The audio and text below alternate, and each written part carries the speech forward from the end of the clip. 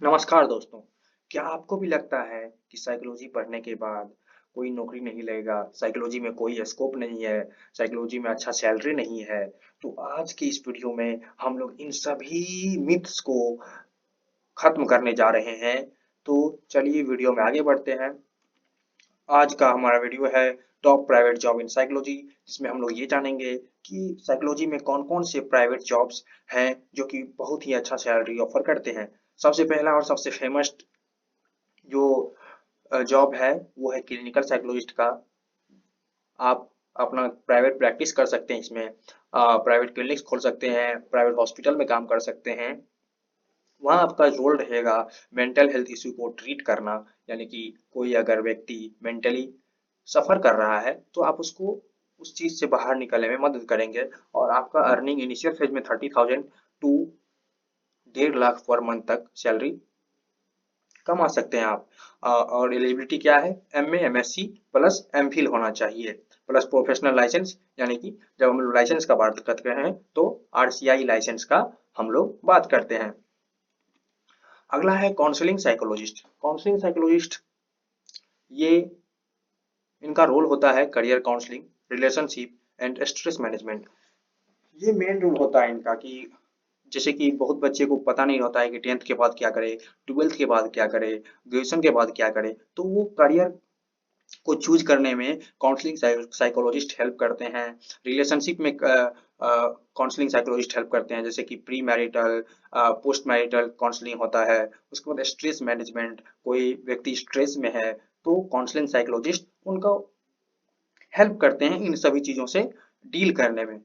तो इसमें जो होता है अर्निंग वो होता है 25,000 से स्टार्ट होकर 80,000 तक जाता है, कमा सकते हैं आप। अगला है ऑर्गेनाइजेशनल साइकोलॉजिस्ट, जिसमें आपका मेन रोल होता है एम्प्लॉय को वेलबींग को ध्यान रखना, एम्प्लॉय का ट्रेनिंग और एम्प्लॉय को हायर करना किसी भी प्राइवेट ऑर्गेनाइजेशन के लिए या इंस्टीट्यूट के लिए।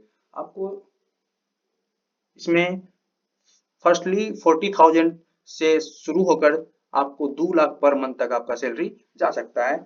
और ऑर्गेनाइजेशनल साइकोलॉजी उन लोगों के लिए बहुत ही अच्छा अवसर है जो कि कॉर्पोरेट में जॉब करना चाहते हैं, कॉर्पोरेट सेक्टर में जॉब करना चाहते हैं।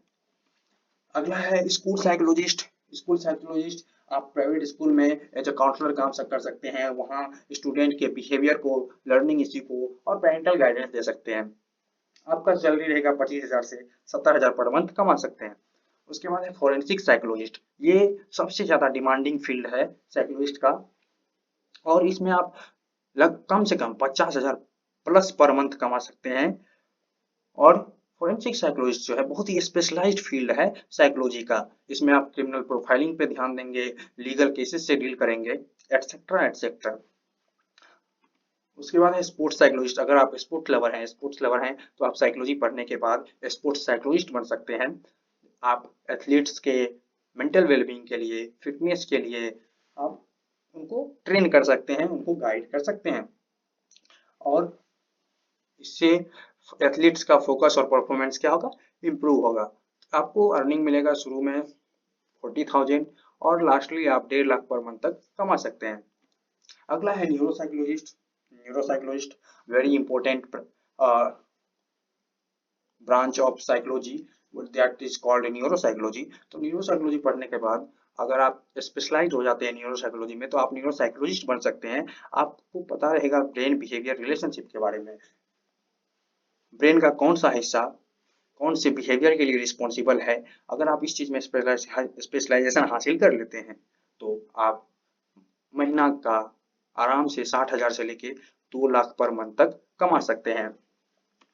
उसके बाद है health psychologist. Health psychologist lifestyle disease, mental health programmes, इन सभी चीज़ों से डील करते हैं।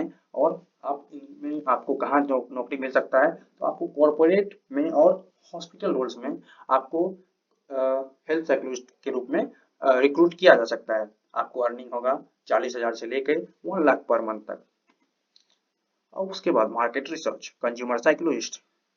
इसमें आप लोगों को ये समझना होगा कि कंज्यूमर का बिहेवियर कैसा होता है, कंज्यूमर को किस चीज़ का ज़रूरत है। आपको डिमांड और सप्लाई की रिसर्च पे काम करना पड़ेगा कि किस चीज़ का ज़्यादा डिमांड है, तो आप उस हिसाब से ऑर्गेनाइजेशन को सजेस्ट कर सकते हैं कि अभी मार्केट में इस चीज़ का डिमांड है, तो आप इस चीज को ज्यादा प्रोड्यूस करे।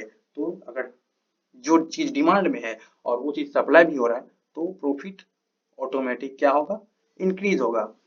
आप इसमें एक महीने का कम से कम 35,000 और ज्यादा से ज्यादा 1.2 लाख पर मंथ तक कमा सकते हैं।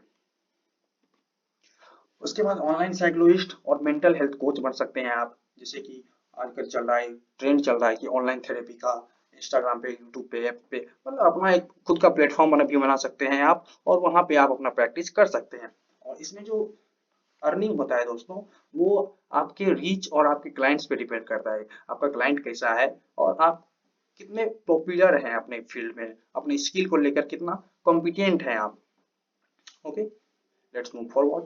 अब कौन कौन सी स्किल्स हैं जो कि बेहद जरूरत होते हैं प्राइवेट जॉब्स के लिए। सबसे पहला और सबसे इंपॉर्टेंट स्किल होता है, वो होता है communication skills.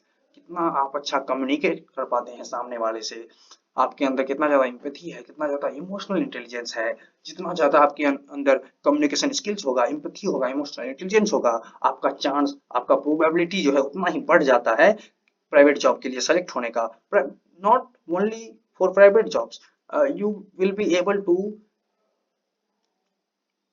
being selected in any type of job।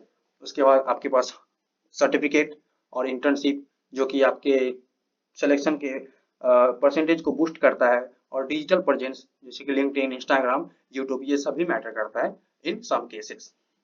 And lastly, thank you for watching. We will meet in the next video. Till then, आप अपने स्वास्थ्य का अच्छा ध्यान रखिए, हमेशा खुश रहिए, मुस्कुराते रहिए। That's all. Thank you, thank you. Bye bye.